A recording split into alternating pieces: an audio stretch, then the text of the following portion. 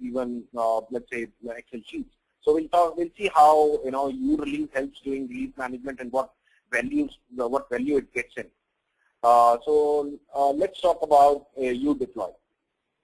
uDeploy is a as I already mentioned, it's basically used by release engineers. So it's a deployment automation tool. So basically, while we talk about components, while we talk about software, software is, as I've already mentioned, it's made up of different components. So keep aside, automation tool for a moment. So I would just, give an inference of how things are done manually. So, let's say somebody makes changes to the code. The first task is to, make sure that the changes are visible to the build tool. The build tool fires the build, and then probably there are some bunch of scripts that run, or somebody manually picks up those builds, recreate the environment, or put that particular thing, deploy those builds, deploy those executables in those environments, or clean up the environment, and then start some smoke test on that before you can see that fine, things are okay for you in this particular environment. So now let's come back to an automation tool. What a good automation tool should be able to do. So the first thing is, when we talk about automation, it should be easy to use. Easy as in you should be able to define your process. As I say, we have different components together. You should know which are the components that needs to go in to the server first. I mean, let's talk about a web application that needs to be deployed somewhere. So you probably would want to actually deploy one application first, and then at the parallel stages you would want to deploy a database changes, and followed by some backend changes. So when I talk about blueprint, there should be a flow chart kind of a mechanism wherein considering a flow chart, the automation tool can specify, okay, what are the components that needs to go to which environment, what are the components that needs to be deployed, what are the components that needs to be rolled back, what are the kind of tests that needs to be done. So if it's available in a kind of a flow chart, that becomes easy to use, that becomes easy to understand. Second thing is per environment configuration management. Now, what does that mean? Per environment configuration management means is there could be different environments while the product goes from different phases in an application development lifecycle. There could be a development environment, there could be a test environment, there could be a certification environment, and there could be a production environment. So let's say I pick up my software. The developers will pick up their software. They would perform some changes, and they will create a process. They will say, okay, go deploy onto the environment that I want to deploy. They are satisfied with the results. Once they are satisfied with the result, they'll say, okay, fine, development environment is okay. Now, what the test environment can do is, the test environment should be in a position to use the same environment, as in the developer should promote that environment to the test. The test should use that environment. With a click of a button in the test environment, a similar deployment process should happen, and the tester should run their smoke test, they should run their automated test, they should run whatever they are okay with, and then they can promote the same to a certification environment. At the same time, developers who have already certified version 1 of the release, they can start working on a new change, a new RFP, a new feature enhancement, and then they can start creating new environments. So what is happening is, at each stage, at each change, we have different per configuration environment. So we know who is certifying what. And let's say version 1 of the software has released in production environment. So we know that the changes that were made as part of release 1.0 has been certified, and all have certified in a similar environment. Because once we say the developers are happy with the changes on that environment, they will promote the same environment to the test. Once tests are satisfied with the changes and the environment, they will upgrade those and promote this environments up till they reach to the production stage. So at every point in time, we are making sure that the changes are going there. The testing is done. Whatever the exact criteria for each of these environments are there, they are in place. The developers, they have their own exit criteria based on whether they are running the unit test or they are writing some XML test or whatever test. So once they meet those exact criteria, only then they can promote the changes and the environment from one environment to the other. So that's what we mean by pre-environment configuration management. And it's good that if an automation tool can segregate between such kind of environment, so there is a clear transparency as to what are the changes and which is the environment that can be deployed. Again, compliance, while we are talking about tools, compliance, audit trail, and security is one important aspect. I mean, if I talk about typically big data analytics, or talk about mobile applications or banking applications in particular, there is a clear compliance for every change that goes into. I mean, it's typically as in every change that you make to your software, before the software gets deployed, there has to be a complete audit trail mechanism as to who did what and what were the changes and who certified, what were the exact criteria. So while we are traversing from one environment to the other, the tool is automatically taking care of capturing those audit trails and signatories, and there are, one can design their process in place as to what are the people responsible for certifying various things. We have an easy-to-use process designer. I will show you in a couple of slides to come what is the process designer and how basically you can design your deployment process. And inventory is a concept wherein you have an inventory wherein you can pick up your source code, and the same source code gets deployed, gets built, and the same build then finally gets deployed. I'll move on to the next slide. So you can consider, when I talk about udeploy is typically used, as I said, it's used for deployment automation, right? So the first thing that would come to somebody's mind is I have to design my deployment process.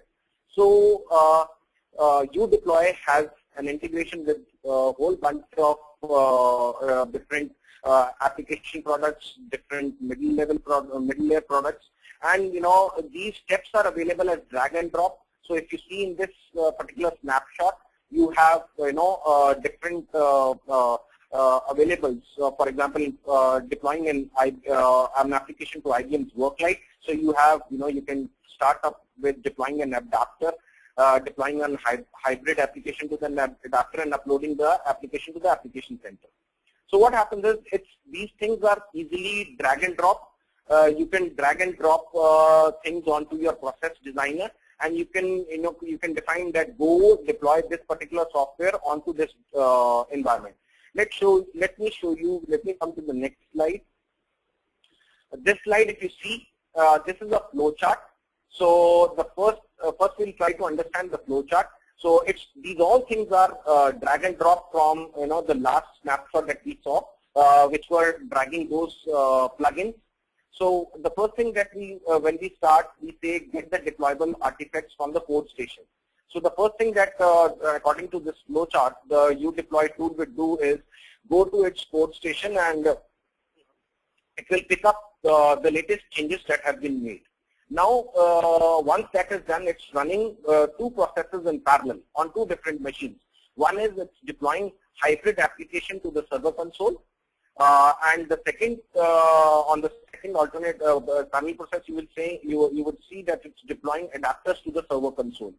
And there on parallelly, if you see that it's deploying the adapter, and it's deploying the legacy adapter, and it's deploying one adapter, and it's uploading the application to the application center once that is done.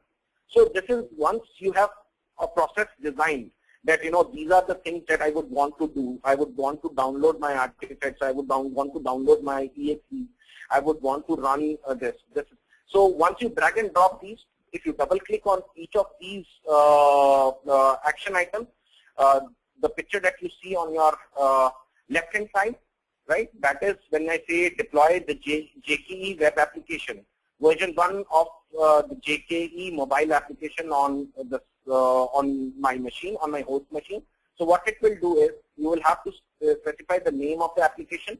You will have to specify the path of the server where this web application needs to be deployed. What all are the application file names, and working directory, you can set up your preconditions, whether it needs to be any prerequisite that needs to be done. So what has happened is,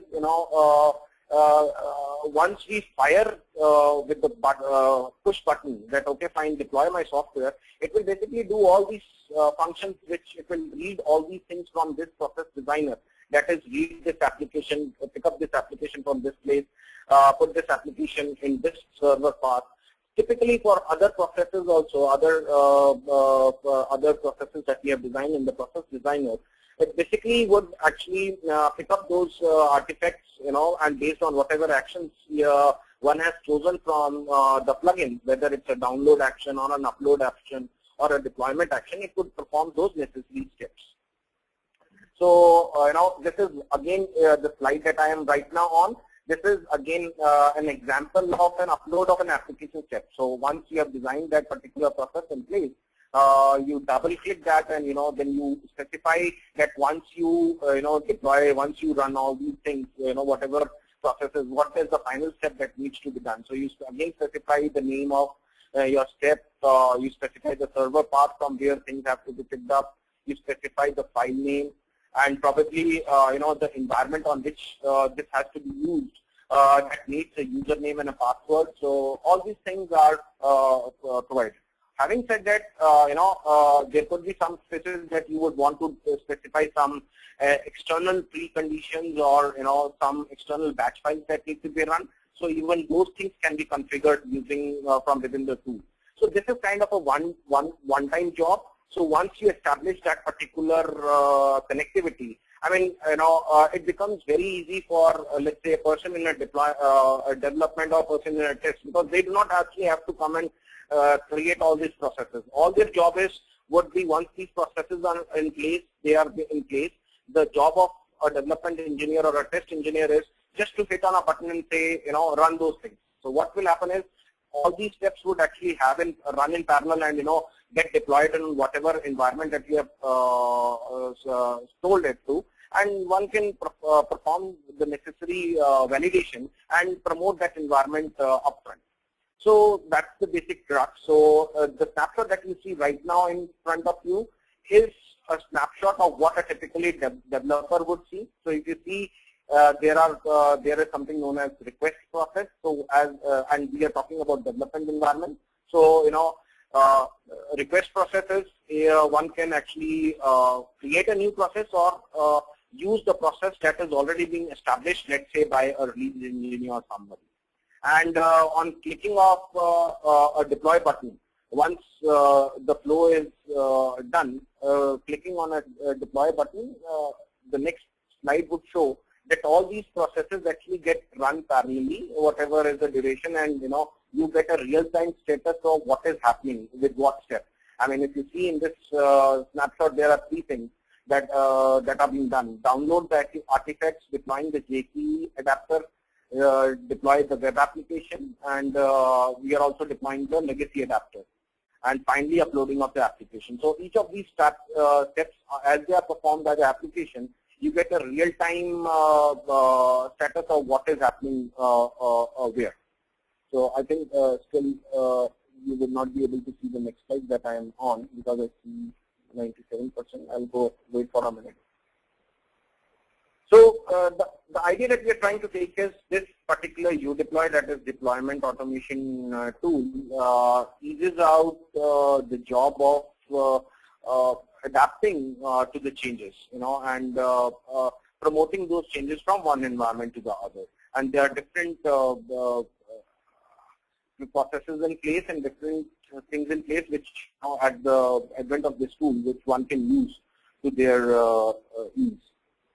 I still see it as 97%, so I'm not sure if I'm going ahead. Okay, so now it's 100%, so I'm sure that you would be able to see the screen that I am on. So this was the slide that I was talking about. So what is happening is, once we actually say that go deploy me the software, the tool typically takes care of running through those processes and deploying it on the necessary environments that are already pre-configured. Again, coming to the next slide, which talks about udeploy works in a heterogeneous environment.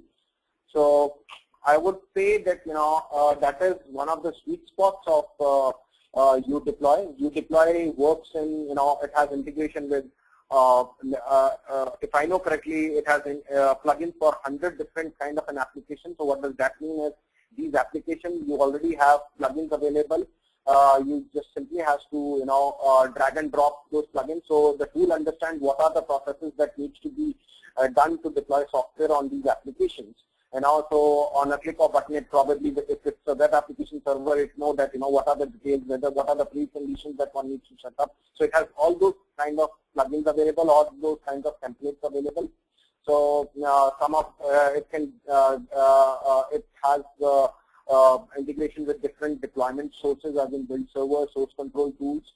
It also has type integrations with ClearCase, Synergy, MQ, and whole bunch of web servers, as in Tomcat, JBoss, WebLogic. It also has integration with quality and change management system, as in Quality Center, and right now it also has integration with Rational Team Concert and the Jazz Hub.